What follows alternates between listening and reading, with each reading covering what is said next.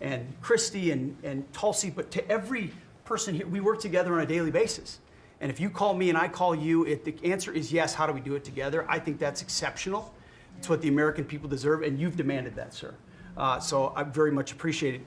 In that meeting on DC, I started my sentence by saying, the Department of Defense, to which you said that just doesn't sound right. So maybe next time we're here, my card will read Department of War. We'll see. But it's not, here's the thing, here's what people miss. It's not just about words. It's about the warrior ethos. It's about what the department is supposed to do. George Washington started the Department of War because he wanted us to win our wars. Our founders didn't want endless foreign entanglements. They didn't want endless contingencies and deployments. They wanted an empowered military that was, the handcuffs were taken off to fight to win, and then bring those troops home.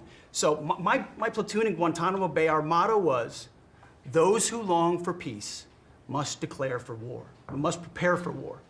We don't want war, we don't seek it. You are the peace president, sir. Because we are strong, our enemies know what we will do. And so whether it's Secretary of War or Secretary of Defense, that warrior ethos is changing. We're going back to basics. Our drill instructors can be drill instructors again, sir. So from the minute of the tactical of standards to the strategic of B-2 bombers, we're focused on what matters. Had a meeting yesterday on Golden Dome for America, which is on track to deliver strategically for the American people. Munitions and the Deputy Secretary making sure our stockpiles are overflowing.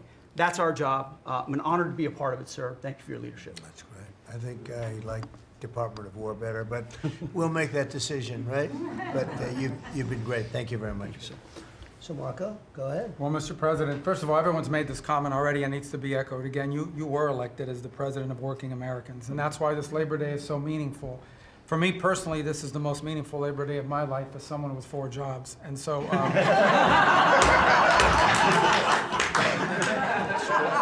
it's true.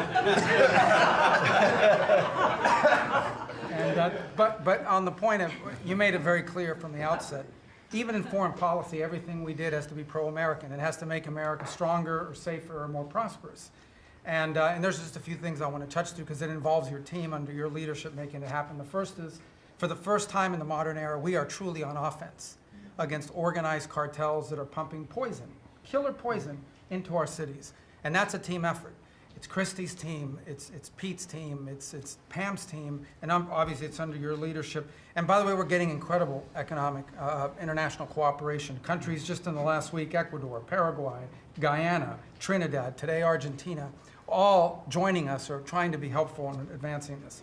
And this just, one thing is we're going to stop drugs from coming in and we're having record seizures, but another thing is to build an international coalition against the scourge on the international stage.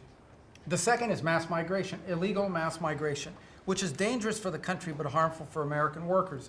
What's happening on the border is essential, but it's not just what's happening on the border. And again, Christy and her team have been essential in this. We have countries all over the world that are actually helping us, whether it's through safe third country agreements, whether through it's stopping the migration flow from coming here in the first place. Incredible international cooperation. You've redefined our border. It's no longer just our physical border. We are doing things ahead of time to prevent this from happening and getting cooperations from countries that we've never seen before. And last, I would say, and Steve touched upon this, who by the way is doing a phenomenal job. Steve is both a great negotiator and he's also a nice guy, which are 2 tough things to pull off together. But it's incredible. But we both work for the peacemaker in chief. Think about it, how fortunate we are as Americans to have a president who's made peace a priority. And just since the last time we've met, there was a war going on in Cambodia and Thailand. Between Cambodia and Thailand. The president just picks up the phone and tells them to stop fighting, and within 72 hours, the fighting had stopped. There's no other leader in the world that could have done it. And the fact that you were willing to spend time to do that and to make it happen is, of course, essential. And then the war that didn't happen because of Azerbaijan and Armenia coming here to sign that peace deal, which is historic in so many countries. You know how many countries said, oh, it's never going to happen, it isn't possible. And it occurred, Mr. President, because of your leadership.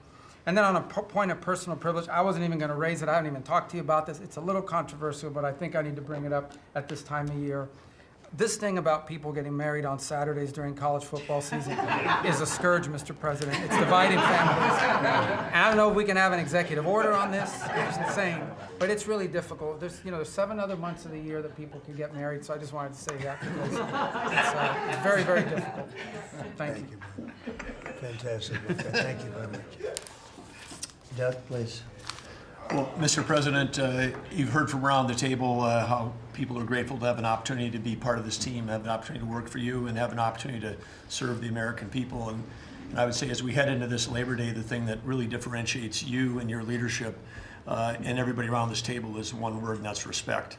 Because this is a group of people that respect our farmers and ranchers. We respect the people that are in law enforcement. That's a huge change. Respecting the people that are in uniform, respecting our veterans, respecting our shrimp fishermen. I mean, whoever it is in this country, people that are building our roads. This whole group embodies that sense of respect. And when we start with that, then who benefits? We come up with policies that help those people. And what have you done? You've led an opportunity for us to have the lower taxes, way lower deregulation, record amounts of investment that's coming into this country. We're going to be seeing lower interest rates. All of those things coming together is a gift to the working people. The policies are lifting everybody up. There's 140 million Americans that get up and go every day and drive to work. They commute. And one of the most obscene things of the prior administration was their energy policies was creating a hidden tax on those people.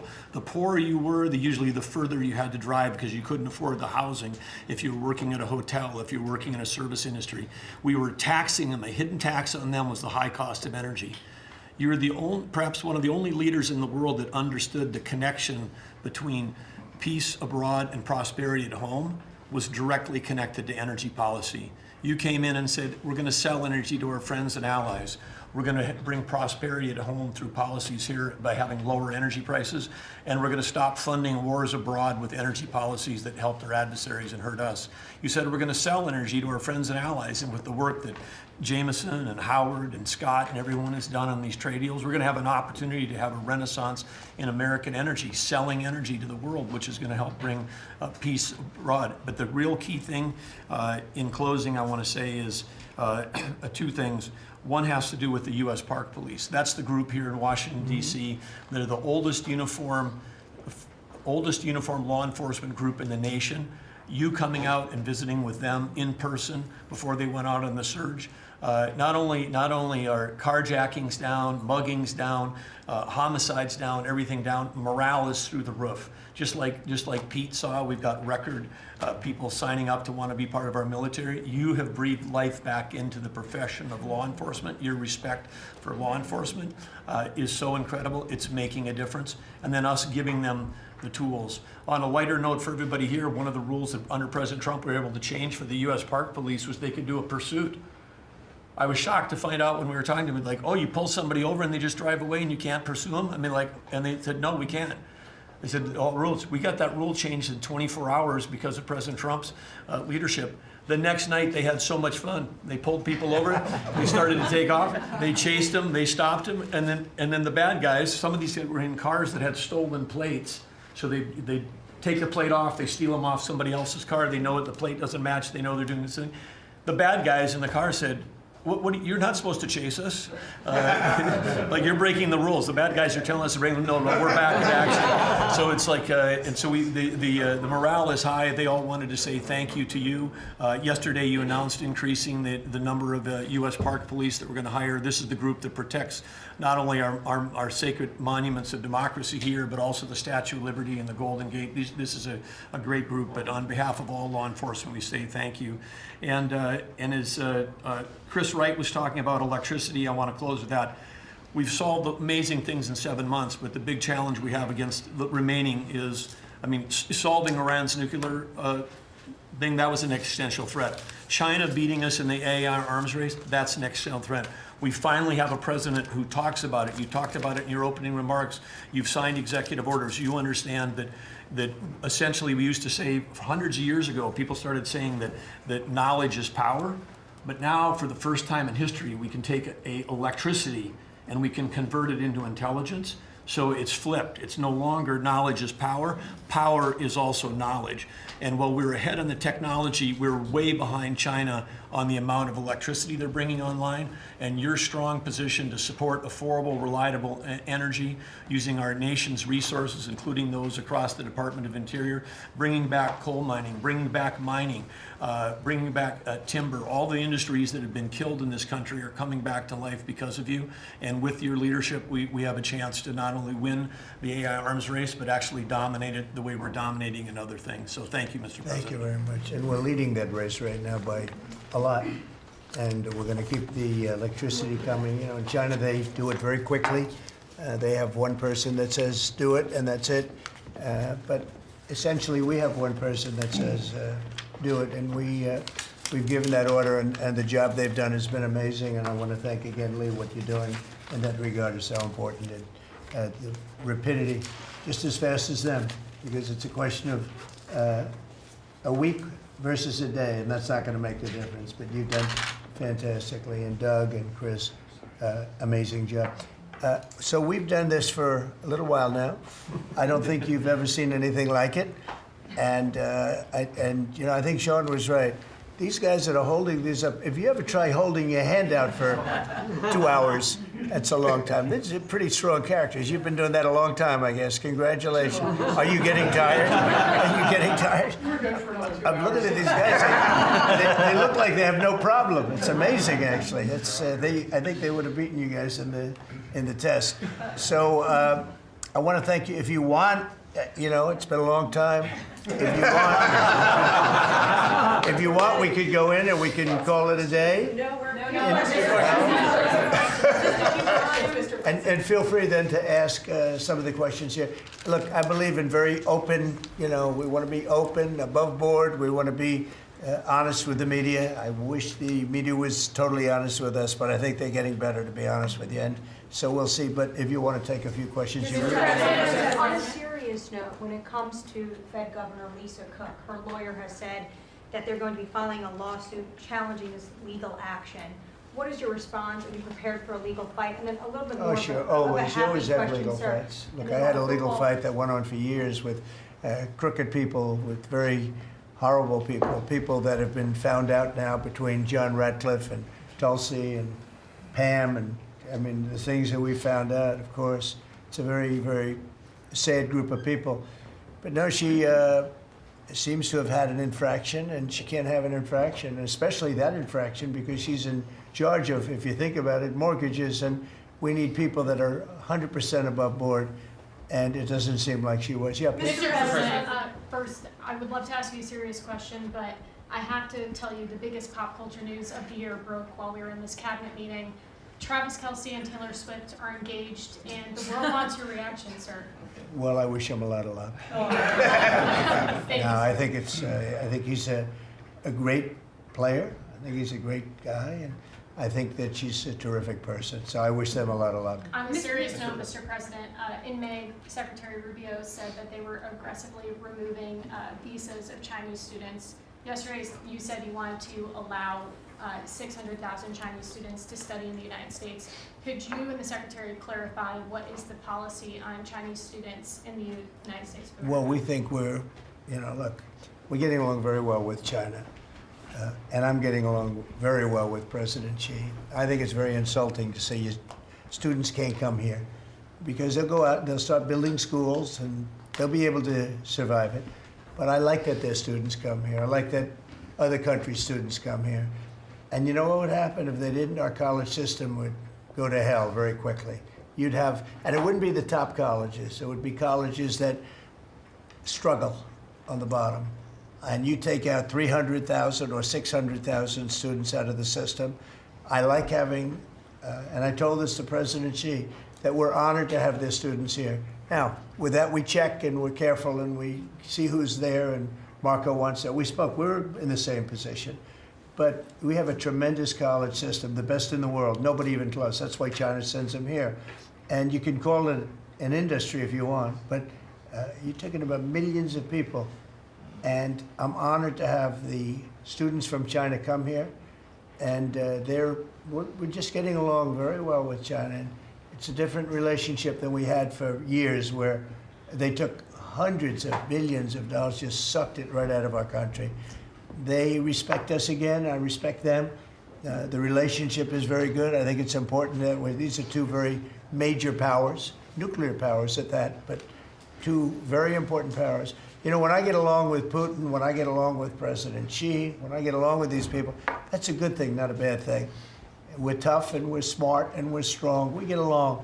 It's a lot better than not getting along. You had somebody in here before. The war should have never started with Ukraine and Russia. It would have never started. And Putin said that himself. President Putin said that himself. So we want to see college students come in from countries. There are some countries that we can't necessarily say that. These are places that have ideologies that we can't live with. So there are some areas, some countries that we can't say that. But we're honored to have the students come here. Please. Yeah, please. Yesterday you said that within 2 to 3 weeks we would have a pretty good conclusive end to the war in Gaza. What did you mean by that? And could you tell us? On what? In the war in Gaza. You said What about it? You said in 2 to 3 weeks we would have a conclusive end, a pretty good conclusive. There's no conclusive. It's been going on for a long time. You're talking about, I guess if you really add it up, Steve, you're talking about thousands of years, okay? It's been going on there's nothing conclusive, but hopefully we're going to have things solved very quickly with regard to Gaza and also with regard to Ukraine and Russia. Mr. President, who are you considering for the replacement to nominate for Lisa Cook, and what economic background or history are you? Well, we have some very good people for that position, and I think we have some very good people. We're down to, I think I maybe in my own mind have somebody that I like, but I deal with Scott and I deal with Howard, and we're dealing with a lot of people actually that are going to be involved in that decision ultimately. It's a very important decision. As we see, I got a bad recommendation when I went with Jerome Too Late. It's just, he's too late. His nickname is Too Late. Costing us a lot of money, hurting the housing. Our housing industry is good, but it could be phenomenal. Most of this country, in economic terms, has been phenomenal. We've never seen anything like it. Because of him and his high interest rates, the housing is less than it could be. We're going to get that straightened out very quickly. He gets out very quickly, fortunately. He's been the wrong guy. Not a bad person, I don't think, but I do think he has motives, by the way, but I don't consider him. I've dealt with worse, but he hasn't done the job. The recommendation from a certain person was not a great recommendation. That person vouched for him, but we're doing a very careful study. We'll see what happens. Look, we just put a very good man in one position. We might switch him to the other. It's a longer term and pick somebody else, but we're very happy with the person we have in there. And we'll have a majority very shortly, so that'll be great. Once we have a majority, housing is going to swing and it's going to be great. People are paying too high an interest rate. That's the only problem with housing. We have to get the rates down a little bit. And when we do, it's going to be a tremendous difference. The country is doing so well. It sort of blows through the fact that we have a man who's too late and not doing a very good job. Please, in blue. Mr. President, regarding crime in D.C., something that might help especially ladies is being able to carry. I know you've talked about reciprocal carry. Would you like for that to apply here in Washington, D.C.? When you say carry, I assume you're talking about carry what we're talking Concealed about, right? or, yeah. In other words, carry a gun. Is that right? Would you like to carry a gun? I would like to, yes, sir. You'd feel a hell of a lot better, right? I absolutely would. I agree with you 100%, okay? Okay, great. But I'll tell you, within another couple of weeks, it's hard to believe what's been accomplished in 12 days, but within another couple of weeks, you won't have to carry. You're not going to have to carry. You're going to be safe. People are safe now. The turn has gone fast. I knew it was going to go fast, but this turn has gone really fast. And within a month or two, this is going to be one of the safest places in the country. I have no doubt about it. And we'll do an extension. We'll work with Congress, or I could declare an emergency, but I don't think that's going to be necessary. And We'll to work with that, Congress. you've got We're going to be working with Congress. I spoke with our great speaker, and I will be speaking to John Thune, and we're getting tremendous support from Congress, especially maybe here. Everybody wants to see our Capitol be great. could say be great again. You know, it's such a beautiful place, but if you have crime, nothing looks beautiful. So, but you won't need to carry a gun, but if you do, Well, I would like It's to gonna be have your the choice. option, just in case. well, a lot of Sir, people feel that. Also in other blue cities, you've got Karen Bass in Los Angeles, Brandon Johnson in Chicago.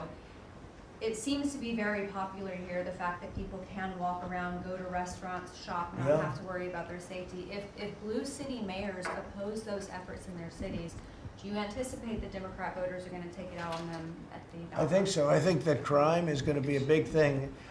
And we are the party, the Republicans are the party that wants to stop crime. We're against crime. The Democrats like crime. I don't know why.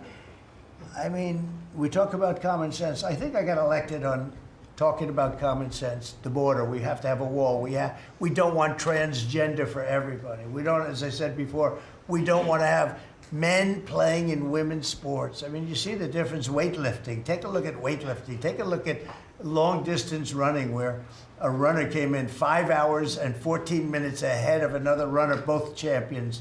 One male, one female. It's not fair. It's demeaning to women. It's so bad. But they have another one, and I think this is the beauty of them all: crime. They're against crime prevention. You can't do that. You can't do that. And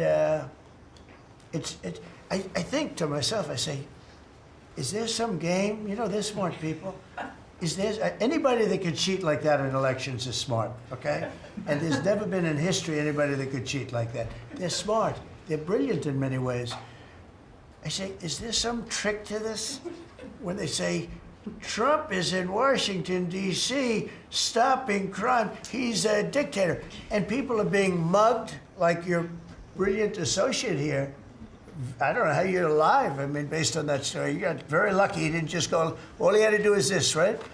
And, you know, it's pretty amazing. Was it an So intentional we have something. I think we have two things. I think what Bobby was talking about with respect to drug prices is unbeatable. Nobody else could have done it but us. And I think that I think crime will be the big subject of the midterms and will be the big subject of the next election. Think of it. They are, instead of saying, Trump's right about crime, it's really bad in Chicago. You have a guy in Illinois, the governor of Illinois, saying that crime has been much better in Chicago recently, and Trump is a dictator. And most people say, if you call him a dictator, if he stops crime, he can be whatever he wants. I'm not a dictator, by the way, but he can be whatever he wants. I think it's going to be a big subject for the midterms, and I think the Republicans are going to do really well. They called it a trap. This Democrat consultant, they said, he's put him in a trap again, because these are all traps. You know, 80-20, but they're not 80-20. They're almost 100-0, all these issues. But I would say that crime is stronger than men playing in women's sports. I think it's stronger than transgender for everybody. You know, it's transgender for everybody, according to them. It's stronger. Of course, this is the cause of it, open borders. Open borders gave us a lot of this crime. So, you know, so they're sort of on an equal footing, I guess. But crime is going to be a very big subject. And you know what he should do if he was smart? Illinois or New York, if they want, or Gavin Newsom, they should call me and they should say, you know, we've got a problem. You know, we could solve with this team, different players, but work the same way, because you'd leave them here. You don't want to take them out and let it go to hell. Everybody's so happy and I bet you walked over here today and you had no fear. Nobody has any fear anymore for the last 12 days. But it would be so smart. Gavin Newsom called me up, say, you know what, we have a big problem. We have the Olympics coming up. We want to do well. We have tremendous problems on crime and other things, and would love some help. Chicago in particular, maybe right now. I mean, it's a disaster. It's a disaster.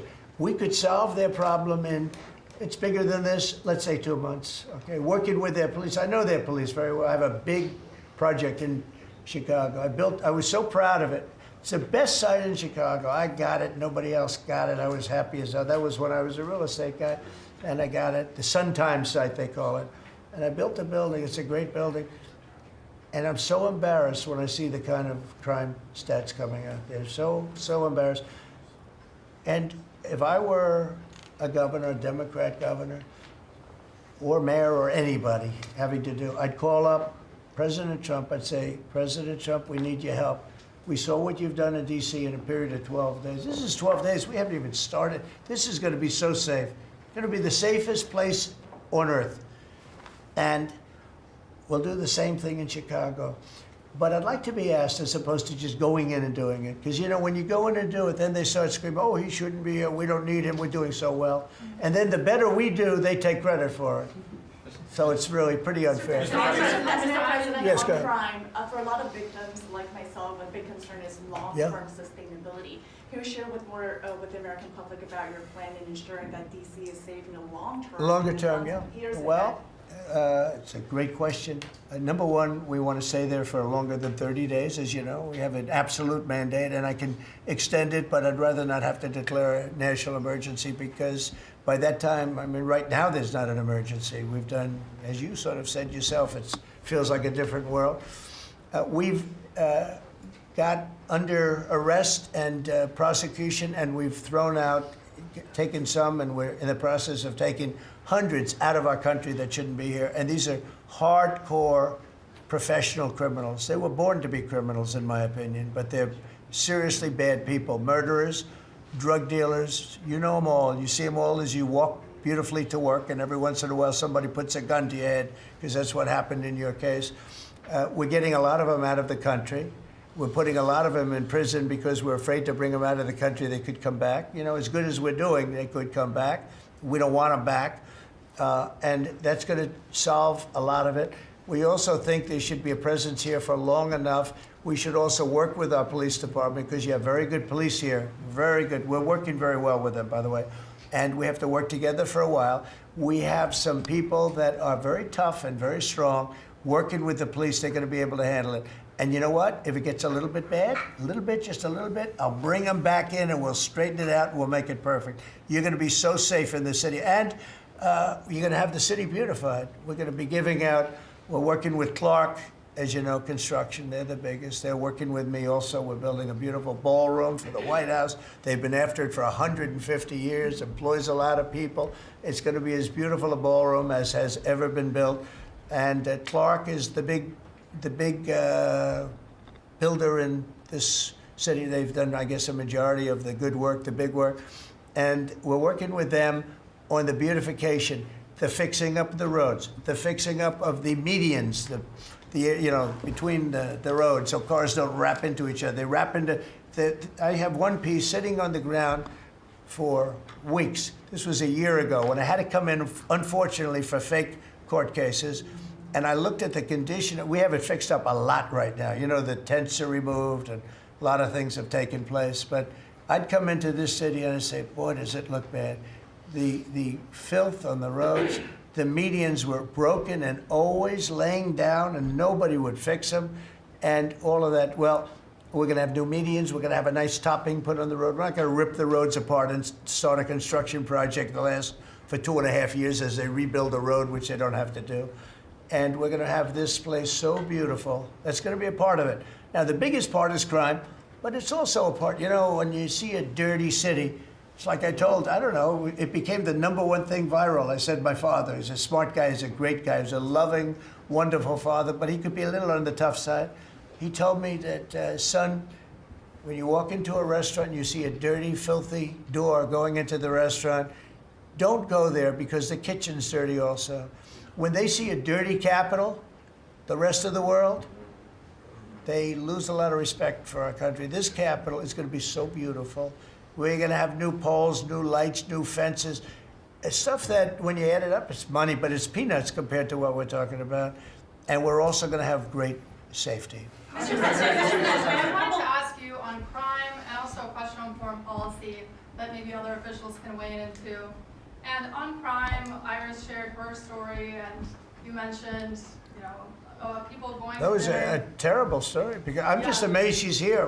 When the gun is, Pam, when the gun is put to the head, did they ever capture these people, by the way? I kept calling, but I haven't heard back about this guy. It'd be really great if you could maybe give the information. She's very good at capturing people, you know? She's very good. If you could give that information to Pam, would be great. Would you do that? Yes, will do. Wouldn't, you'd love to see them. I would assume you'd like to see them captured. sure, You yes. can't, you Been just waiting can't. for years. Yeah, take a good look at that. But, Go ahead, so just go ahead. Just a few weeks ago, I was out to dinner with my husband, and we're taking the metro back, and then we get attacked on the metro. They're throwing things. Some teenagers, they're throwing liquid at us. Oh, they're throwing things. They throw, how about where they chop down the granite curbs and the concrete curbs, but the granite curbs so expensive. Those granite curbs, nobody uses them because they're so expensive. And you see a guy chopping them and handing out big chunks of them like a brick, because they couldn't get in because people were stopping them from walking out. A little bit unusual when you're walking with a bag of bricks. Generally speaking, Sean, that's not a good sign. Right? That's not a good sign. But they now come in with hammers. They can disguise a hammer. They start pounding the concrete and the granite, and they hand out chunks. And those people take those chunks and start throwing them at cops. Or they stand on the top of bridges and they drop them down into the windshield of your car, and you get killed running into a light pole. It's those days are over. I wanted to ask you, Governor Hochul, Kathy Hochul, said that she spoke to you on the phone, and you said you might send National Guard troops to New York. You mentioned that. So will you? I'd love to do will you it be if sending she'd troops like. to I them? get along with Kathy. If she'd like to do that, I would do it. See, look, New York has difficulty like other, and I don't want to make this bite. I want to make this like friendly, but the places we're talking about happen to be virtually all Democrat run. Now, take a look at your 25 places that are most troubled. Everyone, except maybe one, and it's way back in number 24 or 25, but essentially 25 out of 25 are run by Democrats, and cashless bail was a disaster. When they did that, and I believe it was instituted first in New York, but when they did cashless bail, that was a tragedy for this, because that's when it really started getting bad. When somebody kills somebody, you don't say you can come out, you don't have to put up anything. You put that person in jail and you find out whether or not it's true, but you don't give cashless bail with a promise to come back in a couple of months, we'll start talking to you. Because they go out and they kill other people, and you can't do that. The cashless bail has been, it's just a woke thing. It's got to stop. You see that, Christy, better than anybody. It's got to stop. It causes unbelievable, and we're doing that. We're stopping it in D.C. I would love to have the governor of Illinois call me and say, look, we have a problem in Chicago. We will stop that problem in Chicago in 2 months, maybe less, 2 months. We'll stop it. These are tough cookies we have working for us. These are tough cookies. These are not politically correct soldiers that I won't go into definitions of what that means, but these are not politically correct soldiers. These are rough guys. I watched it last night. I see it. I saw them the other day when we went down and we spent some time together with them. These are tough cookies. These are not people that you're going to laugh at and spit in their face and they're not going to do anything about it. And these people, they're afraid. These gang members who are bad people too. These are bad. These are just bad people. Ours are bad, but they're bad in a good sense, right? You don't understand that, Scott? And we can solve Chicago in 2 months. Now, then, as per your statement before, we have to keep it going, and we'll be able to keep it going. The first thing you have to do is get it down. We are very close to being at that position in D.C., and within a month, we will be, within a month from when we started, which is quicker than I thought, you're going to feel very, very safe. I think you feel very safe right now. But I would love it to have these governors, mayors call me and say, we'd like to invite you into our community because we have a problem and you can handle the problem and we can't. One other thing, sanctuary cities, they should be terminated. They're sanctuary for criminals. They're safety and security for criminals. They are very, very bad. And all of these places have big sanctuary cities, and all they're doing is protecting criminals. Okay. Questions about Lisa. You have spoken spoken out very strongly for a long time about what you see as the weaponization of government. Yeah. Is your administration weaponizing No. government by digging into the mortgage records of officials you don't like? No, they're public. I mean, you can find out those records. You can go check out the records yourself. And you should be doing that job, actually. You wouldn't do that because that's not the kind of reporter you are. But you should be doing that job. I shouldn't have to be doing it. If you did your job properly, we wouldn't have problems like Lisa Cook. But Go would ahead. you You were be- going to say so would you something? be- So would you be Go. trying to fire Blue? Lisa Cook if she had voted to President, lower interest rates? On national Please. security. I think we a have to have follow- lower interest rates, yes. A follow-up question for you and Madam Attorney General on national security. We've heard from Stephen Miller yesterday in the Oval Office that there are street criminals here in DC who are actually found to be doing business with transnational criminal cartels That's right. overseas. And we know who they are, and we know who they're doing business with. And we're arresting the people, very strongly arresting, and we're keeping them there because, you know, your laws here make it very difficult. And one of the other laws we're trying to get done, because you have 14-year-old kids that are just as tough as a 25-year-old kid, just as dangerous, and they carry the same gun. And we have to make a provision where they're treated like older people, because these are seriously tough, bad. They're children, but they're criminals, and they're really bad criminals. And they're used by older people because they never get charged because you can't do anything to them. But we are getting that change, Pam, I hope, because you have 14-year-old kids that are evil, they're sick, and they have to be put away. Something has to be done because you can't have a society where they're allowed to walk the street. You know that better than anybody. Mr. President, on your way to Alaska. I can't believe it. You're not tired holding that? I have Look a at few this. more questions. How strong are you? How strong are you? Look at him. He's been holding that thing for 3 hours. You're a good fisherman. Well, I should give that a shot. Go ahead. On the way to Alaska, you had mentioned that there would be severe consequences if Vladimir Putin did not agree to a ceasefire. Yeah. After that summit that was rolled back, given the negotiations, is he back on the clock now? I want to see that deal end. It's very, very serious what I have in mind if I have to do it, but I want to see it end. I think that in many ways he's there. Sometimes he'll be there and Zelensky won't be there. You know, it's like, who do we have today? I got to get them both at the same time. But I want to have it end. We have economic sanctions. I'm talking about economic, because we're not going to get into a world war. I'll tell you what, in my opinion, if I didn't win this race, Ukraine could have ended up in a world war. We're not going to end up in a world war anymore, but it would have ended up possibly in a world war. That would have been they were ready to trot. But just like India and Pakistan, we're going to end up in a nuclear war if I didn't stop them. You know, it's sort of strange. I saw they were fighting. Then I saw 7 jets were shot down.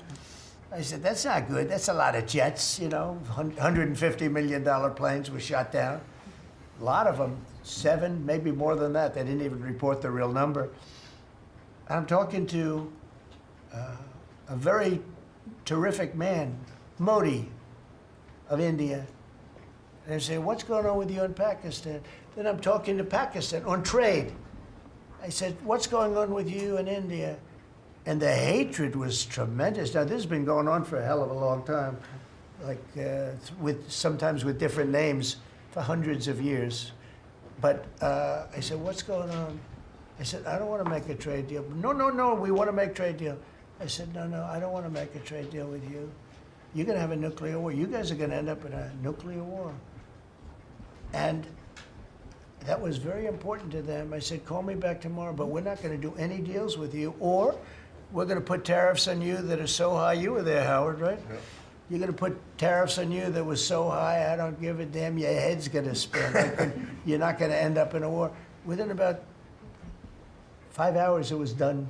It was done. Now, maybe it starts again. I don't know. I don't think so, but I'll stop it if it does.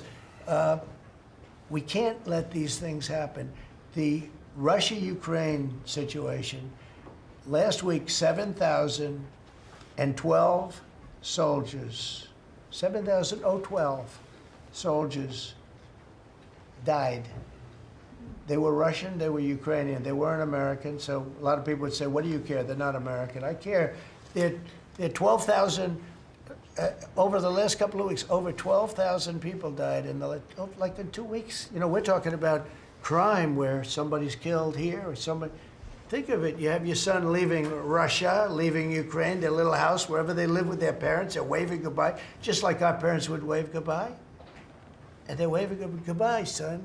And then a week later, his head's blown off in a stupid war by a drone, a whole new form of military problem. So, no, I'd like it to stop. I want to get it to stop. And it will not be a world war, but it will be an economic war. And an economic war is going to be bad. And it's going to be bad for Russia, and I don't want that. Now, I have to also see, because not everybody, you know, Zelensky's not exactly innocent either, okay? You know, it takes two people to tango. And I say it all the time. You got to get them together. I get along with Zelensky now, but we have a much different relationship because now we're not paying any money to Ukraine. You know, stop that. We're paying money to ourselves. What's happening is NATO is buying all of the equipment and paying in full. But even with that, forget about that. I want to get it stopped because it's a lot of lives that are being lost. Every week it's 7,000, 5,000, 6,000. I get the reports and I see battlefields. I'd rather not see them. And you know, you read about Gettysburg. You read about Gettysburg and you see, you know, those 600,000 people, but in that war in particular was really bad, like 150,000 or something, just dead body. I'm seeing the same. I see pictures. I see satellite pictures of heads over here, arms over here, legs over here. And this is like a modern age. It's no different than the worst wars that I've ever seen. And if I can stop it because I have a certain power or a certain relationship, I had a very good relationship with President Putin. Very, very good. That's a positive thing again. And I think I'm probably the only, Steve Witkoff would tell you I'm the only one that can solve it. I don't know, he's told me that a few times, unless he was saying that just to build up my ego, but it's not really. I have no ego when it comes to this stuff. I just want to see it stop. Thousands of young people, mostly young people, are dying every single week. If I can save that by doing sanctions or by just being me, or by using a very strong tariff system, that's very costly to Russia or Ukraine or whoever we have, you know. But I stopped 7 wars, and 3 of those wars were going on for more than 30 years. You know, if you look at Congo, if you look at, just look at any of them, almost all of them were going on for an extended period of time.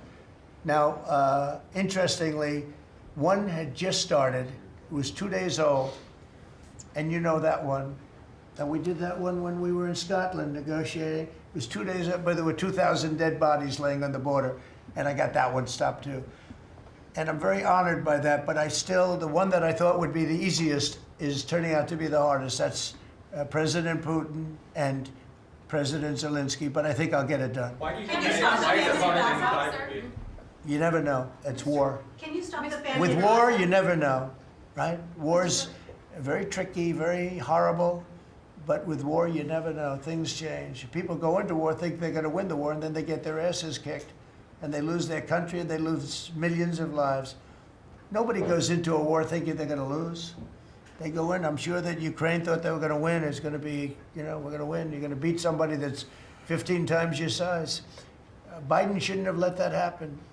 Biden shouldn't have. I mean, the man was grossly incompetent. He should have never been there. That would have never happened. But you don't go into a war that's 15 times your size. Do you think So there's Vanity Fair, you've got Say Vanity it. Fair. Fed just put out a statement saying that Lisa Cook has indicated through a personal attorney that she'll promptly challenge this action in court, seek a judicial decision that would confirm her ability to continue. That's all right, whatever And it it is. says the Fed will abide by any court decision. Thank you very much for reading Will you abide that. by a court decision? I abide by the court, yeah. I abide by the So court. the Yes, question- please. That's enough, that's enough. Mr. Go ahead. President, what other companies are you thinking about taking stake in? Well, you know, we didn't take a stake in the sense that it was reported. Everyone said, I bought a stake in Intel. No, I got it for free. I said I was with the, is that correct statement? Howard was there. Absolutely correct. Scott knew all about it. They came in, a man was charged with something by a very good person. Senator Cotton made some statements about the gentleman that was running Intel. When he came in, and I said some rough things about him, I said, I'm not happy with it, and they called, and he was very devastated at what I said. I said he should immediately resign. And he came to see me, and I was very impressed by him, actually. And he made a mistake, or factors happened where something like this could have taken place. In the meantime, his board was staying by him. And I said to him, and took about, I would say, less than 45 seconds. I said, you know what you should do if you're smart? Give the United States of America 10% of your company. And he looked at me and he said, I'll do that. I said, I just made $11 billion for the United States. And we made the deal. I didn't pay, we didn't write a check. Now, I guess Biden, with his stupid CHIPS Act, handed money to all these people that didn't need any money. Exactly. It didn't do anything. You know, they're giving billions of dollars to everybody. They all have so much money, and they have more money. But there's no commitment that you had to build. They just took all this money. It's the stupidest thing I've ever seen. See, with tariffs, they have to come in, because if they don't come in, they can't sell into our country. So it's power, and you don't have to give up any money. But I said to him very simply, I'm glad we're straightening this out, because everyone thinks I bought in. No. I said, it would be great, we'd be a great partner for you, and I want to see Intel do well. You know, Intel was a great company, and it can be a great company again. But I said, I think it would be good if we own 10% of your company. He said, I'll make that deal. And it happens to be worth $11 billion. So we made $11 billion for the country, and then I was criticized by some of the fake news media. That's not the American way. Actually, it is the American way. Now, if I can help other countries or do those deals with others, I would do that. I think it's great. It's good. Builds up our balance sheet. Let me tell you, our country is becoming very rich again. You don't see it. When the CBO came out on Friday and said, we just found $4 trillion, and that goes to promote great paying blue collar jobs and to rebuild the industrial bedrock of our nation. It's also obviously for great defense. We have the greatest military in the world. We rebuilt it largely in my first term. Some of it was stupidly given away to Afghanistan. For what reason? Nobody can figure that one. But it was still a relatively small amount of what, if you compare. The concept of what they did, however, is just incredible. But the country is doing well. We're respected all over the world like never before, probably. We went to NATO, as you know, and they went from 2% to 5% of GDP. Nobody expected that. And the difference is they didn't pay the 2 and they paid the 5. So, and as you know, we are selling a tremendous amount of equipment to NATO. We're not spending any money, we're making money, but I don't want to talk about making. I want to talk about we're no longer involved with funding Ukraine, but we are involved with trying to stop the war and the killing in Ukraine. So we're selling missiles and military equipment, millions and millions, and ultimately billions of dollars to the NATO people, where I'm very friendly and we have a great relationship. But that was an amazing trip. So they're funding the entire war. We're not funding anything. I think it's an important point to make, because a lot of people don't understand that. And we will continue to do that, and we're trying to get as much as we can for them. They want the American product. The American military product is by far the best in the world, and that's what they want to get. They have lots of options, but that's what they want to get. So the factories are doubling up and tripling up, where they make the Patriots and other really, you could say, defense and offensive weapons. The wages for blue-collar workers are now rising at the fastest rate in 60 years, which is so important to all of us around this table. The average American worker has already seen a $500 wage increase this year, and there's no inflation, because there's been decreases, tremendous decreases, with thanks to Doug and Chris, and some of the people, the great job they've done with energy. Thank you very much. And Chris, thank you very much. I see you down close to $60 a barrel, and you'll be breaking that pretty soon. And that has a huge impact. So we have groceries are down, Energy is way down. Energy is way down. It was $4 and $5 for a gallon of gas. Think of that for gasoline. And now it's probably $2.25. There are some places it's $2. It broke $2 at a couple of locations in the South. In places like California where they charge such high taxes, it's higher, but it's still much lower than what it was a year ago. So energy's way down. Groceries are way down. Eggs are way down. Thank you very much, Madam Secretary. You've done a great job. Appreciate it. When we came in, the eggs were through the roof. They were 4 times higher than they've ever been. And my first question from you people was, what are you going to do with eggs? I said, what's the problem with eggs? That was caused by Biden, or whoever was operating the auto pen actually caused it, I guess, because I don't think he knew too much about eggs. Factories are booming compared to before I took office. Domestic auto production is going to be, it's going to be so thrilling in 2 years when you see the numbers, because they're building plants all over the country. They're all coming in because of tariffs. They don't want to pay the tariffs. And if they build their plant here, they don't pay the tariffs. And they're pouring into our country, and you know about AI and you know about but the auto plants, that's the good old-fashioned stuff that I love. The auto plants are pouring into the United States of America. They're coming from Mexico, they're coming from Canada, and they're coming from Europe, all over Europe. And it's been pretty amazing. So factories are booming. And when they actually open, right now they're booming in terms of construction. This is something given to me by Mark Zuckerberg. And you'll see this is AI now. I never understood. I said, well, because I built shopping centers, and for $50 million, you can build a very nice shopping center. So I never understood when they said $50 billion for a plant. I said, what the hell kind of a plant is that? But when you look at this, you understand why it's $50 billion. So this is one he's building in Louisiana. That's Meta, Facebook, as people understand it to be. But look at that. That's the size of Manhattan. So that's superimposed over the island of Manhattan. It takes up a big part of Manhattan. I think they say 81% of Manhattan. So these are big things, and they're going up.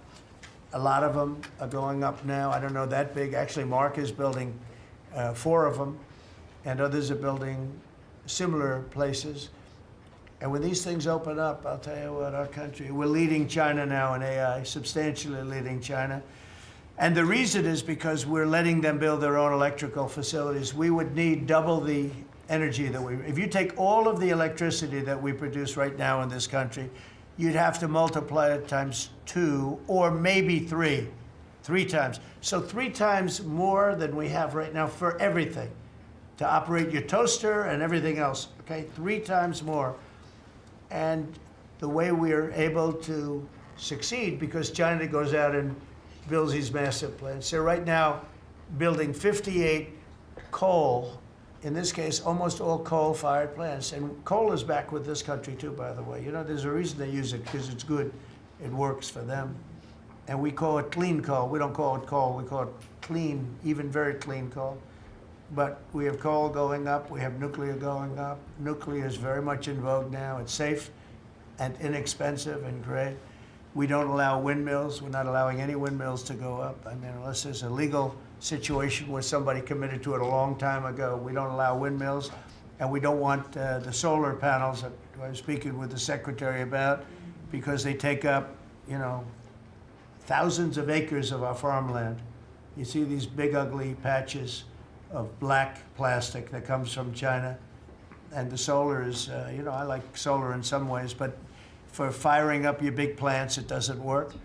It's very unstable, but it really takes up your farm. The farmers are saying, they're building these massive blotches in the middle of the fields all over the country. It's so crazy. It's so crazy. So we're not heavy into that at all. And windmills, we're just not going to allow them. They're ruining our country. They're ruining everyone. If you look at, I hate to mention countries, but you look at the UK, what's happened at UK, they have energy costs have gone through the roof. It's because of wind. They want to do everything, close up the northern parts of the country. They have oil that's tremendous. And they closed it up, and they've been building windmills all over the place. And I tell them, you're my friends, but man, you're going to have a bad awakening very soon. It's going to be very bad. They're ugly, they don't work, they kill your birds, they're bad for the environment. And if you look at them from a house, your house is worth less than 50%. So I'm trying to have people learn about wind real fast, and I think I've done a good job, but not good enough, because some countries are still trying, and they're destroying themselves. Those are countries that are really destroying themselves. I hope they get back to fossil fuel, because right now, Chris, whether we like it or not, fossil fuel is the thing that works, and then you can add nuclear with it and other things, but fossil fuel is what works if we're going to fire up those big monster factories. But if you look at comparing everything before I took office, domestic auto production is up 18,000 cars a month. And we haven't even started yet, because a lot of these plants aren't built. It's up 18,000 because Ford, General Motors, and a couple of others, Stellantis, they're taking their existing plants, and they're, as quickly as they can, they're adding on to them. So when their plants open, because they're building big, modern, beautiful auto plants.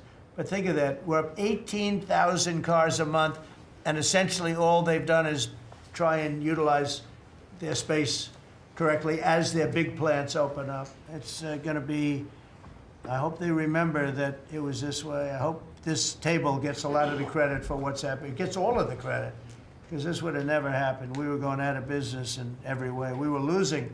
All the car plants were leaving this country. Now they're all coming back in, and they are coming from Canada, and they are coming from Mexico, but they're coming from Germany, they're coming from all over the world. Domestic steel production is up by 100,000 tons of steel a week. We have a 50% tariff on steel, aluminum, and various other things. Copper just got brought into the picture, and that means people are gonna wanna make steel here. We just made a deal with US Steel. As you know, we have an outside company come in, spend $17 billion on building new plants, new everything. It's great, and it stays right here in America. So we're doing amazingly well on steel, and domestic oil production is up by more than 300,000 barrels a day. That's a lot of barrels, and you're going to be talking about that in a second, I think, Chris and Doug. These two people have done a fantastic job, and we have the oil price down to about $62 a barrel. So just so you understand, because a lot of you like to talk about costs and prices, but I watch so much fake information. Product costs are down. Energy is way down. Energy brings things down. You know, with energy, that's what happened with Biden. He stopped our program, and then he went back to it when he realized that it looked like you're going to be paying numbers that nobody's ever seen, like $7 a gallon. You're going to pay $7 a gallon. They were up to $7.5. So then he immediately went back to the Trump plan that they terminated, but it was too late for them. It was too late. They blew it. They had a great thing going. I gave them something great, and they blew it. Since the inauguration, we've created over 500,000 new private jobs, and if you notice, when the numbers come out, government jobs are going down and private jobs are coming up, and that's what really fuels the country. It's easy to hire people and pay them for doing something that maybe is not very productive, but government jobs are down, actually substantially down, and private jobs are way up, and these are the jobs that make money, create a better life. Meanwhile, we've reduced the number of federal bureaucrats by 84,000. So we got rid of 84,000, and I think the job numbers, you're going to see the new job numbers are going to be through the roof because of all of the different businesses that are moving into our country. And not just production businesses, autos and AI, but any business you can think of. In the world of furniture, as an example, North Carolina, I went there many times when I built a lot of hotels and things, and I'd go to North Carolina, I'd buy the greatest, they were the greatest, most talented people. And then China came along and took all of those jobs away. If they would have tariffed them, China wouldn't have taken any of the jobs. But we had presidents that, honestly, and I like some of them, but they didn't know what the hell they were doing from a business standpoint, from running the country. And North Carolina, the most talented woodworkers that you've ever seen. I I'd be there and I'd watch them. I'd say, I'd like to have a rail in that chair. Maybe can you fancy it up a little bit? How about this, sir? And they'd hand me a thing. It was like they were artists. They were unbelievable. And that business was stolen from us by others, not only China, but by others. All of a sudden, you're ordering your furniture from China. It was not even close to being as good, but they couldn't compete with it. If we would have said costs 100% or 200% tariff, you wouldn't have lost one job. It's so sad. But we're going to rebuild North Carolina furniture and other places, South Carolina too, to a lesser extent. They make furniture. But furniture, we're going to put a very substantial tariff on. We've already announced it. It'll be done pretty quickly. And when that happens, everyone's going to start. I just tell you, North Carolina, go out and start getting the grandchildren and the children, start teaching them, because some of those incredible artists that I knew as young people, they're older people now, but they still have the talent and they have time left, but they're going to be teaching their sons and their daughters and their grandchildren, and it's going to be a beautiful thing to see. It's going to happen like magic. It's going to happen without question. It's not like, gee, I hope it happens. It's going to happen. The results of Ford that just announced it's going to create 4,000 new jobs, American jobs. Hyundai, 14,000 jobs. General Motors is moving production of the Chevy Blazer and Equinox from Mexico back to the United States where it belongs. Don't forget, we lost 55% of our auto production over the last 35 years. 55%. We were the auto capital of the world. Like there was nobody even think about challenging us. We lost 55% of it to Mexico, Canada, China, a lot to China, and other countries. And it's all coming back. We will be bigger. A couple of years, we'll be bigger than we ever were. We'll be more dominant. We'll be bigger. We make great product, too. We're starting to make really great product. We're going to be bigger than we ever were. We're going to be at the level that it was when we were the only one that really, we sold to the world. And we're going to be back selling to ourselves and other parts of the world. It's not going to be the same, but it's going to be equally as important as it was in the heyday 30 years ago. But we lost more than 50% of the automaking capacity. In fact, the unions, the auto unions, as you know, the top guy didn't know me, didn't like me, and now he likes me. He says, man, I can't believe what Trump has done. But the auto workers voted for me. They understood better than anybody else. The auto workers, the Teamsters voted for me. Teamsters are great. They all voted for me. No Republican has ever gotten the support of the Teamsters and the auto workers. And now the head of the auto workers, I mean, it's so amazing. I watch them on television there. They can't even believe what happened. And I told them all what was going to happen. We secured new market access for American agricultural exports all over the world. Our secretary is doing a great job. Thank you, Brooke. And we have negotiated historic trade deals with the United Kingdom, China, Indonesia, Vietnam, the Philippines, Japan, South Korea, who was here yesterday, and the European Union. Foreign nations are now paying hundreds of billions of dollars straight into our treasury, and numbers that nobody's ever seen before. As you know, we made trade deals with a lot of countries, and many of those countries, just to be able to sit at the table, are paying us hundreds of billions of dollars. We made a trade deal with the European Union. They were rough on us for a long time. And now we have a very good deal. We made that with them. Trillions of dollars is coming into our country. Trillions. Far beyond billions, trillions of dollars. Wouldn't you say, Scott? Yes, sir. And in a short period of time. They have to buy $750 billion worth of our energy product. Energy is great. We have more than anybody else, so we're using it. But the European Union is a done deal, and Japan is done. And, I heard there was a problem with South Korea, but we met yesterday, and they're done. We didn't do anything. We just kept the same deal. He honored the deal. They wanted to see if, I don't even want to say it, but they wanted to see if they could do something. But they honored the deal, which is nice. And we cut the previous record-setting trade deficit, I hear just came out. We cut it in half already. We haven't even said, we've only been here really for a few months because, you know, it takes you a little while to fix up the Oval Office and do those things. prepare for the battle, right? So we really only been here for a very short period of time, and we cut the trade deficit in half. Is that right? That's fantastic. I didn't even think we were going to do that. And remember, these are things that are being built. These things, all these numbers, they're not open yet. When they open, you're going to see things happen in the United States that nobody's ever seen before, including our country in its heyday. And I had the greatest economy in the history of our country my first 4 years, despite COVID, which was a very unfortunate situation for the whole world. We did a great job with it, never got the credit for the job we did. Operation Warp Speed, people say, is one of the greatest achievements ever in politics or in the military, because it was almost a military procedure. But everybody, including Putin, said that Operation Warp Speed, what you did with that, nobody can believe it.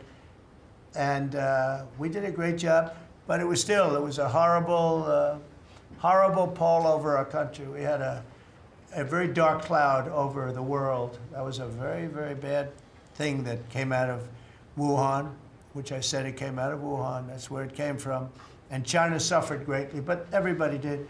But we did a good job with that, as good as you can possibly do, and we came back, and now we're stronger than ever before. If I didn't win this election, this country was gone. I'm telling you, economically it was gone. None of the things that we're talking about would have happened. The whole world was robbing us blind. Friend and foe. They were stealing our jobs, our money, our factories. They were stealing everything. We would have been a shell. We would have been a bankrupt, broken shell. And that's the way it is, but we're doing just the opposite. Stronger than we've ever been. Last month, in a landmark achievement, I also proudly signed the largest working class tax cuts in American history. So the bill that, I'm not going to use the term great, big, beautiful, that was good for getting it approved, but it's not good for explaining to people what it's all about. It's a massive tax cut for the middle class. It's a massive tax cut for jobs. And it's, think of it, no tax on tips, no tax on Social Security. So seniors, I don't know how you can vote for anybody else. And, just think of that, and no tax on overtime. So you work overtime, you don't have to pay tax on overtime. That's good. The Democrats don't know what they're going to do. So they have, like, this soundbite. They have all these sound bites. They send it out. I don't know. Some guy sends out a word, and everybody uses it, including the fake news. Some of you are here right now. I'm looking at you. And it's death. They use the word death. No, it's actually life. It's almost like a newborn life. It's not death. That's their soundbite. The bill is death. It's not. We strengthen Social Security. We strengthen Medicare, Medicaid. The job we've done on Social Security is, if the Democrats got in, Social Security is over, because the country's going to fail. There won't be any Social Security. And I made that pledge to you. We're going to take care of Social Security, Medicare, Medicaid. And we're doing that in spades because the country is becoming so successful again. And it hasn't been this successful.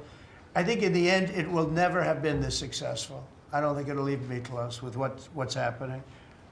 Every American is seeing a tax cut as a result of the bill. The average police officer will keep an extra $1,000 a year at least in overtime, and the average waiter or waitress will keep nearly $2,000 extra in the fact that they would have had to pay that kind of money on tips. And I never realized that the government was so strong on that. But waitresses, waiters would tell me that the government would go after them. Like, it was horrible. That's how it all started with me. It just was incredible. And the biggest thing was, again, the $4 trillion that they found. They said, well, that was nice. They should have announced it. I could have told them that. And I don't know. It should be simple. But a lot of people didn't understand it. Actually, a lot of good people didn't understand it. But now they're saying, Trump was right. They'd never seen anything like this. And I don't know what it is, Scott. They didn't understand what we were trying to explain to them was going to happen. Everybody's moving back to the United States because they don't want to pay a tax. If they're not here, they have to pay a tax. And it didn't seem that complicated.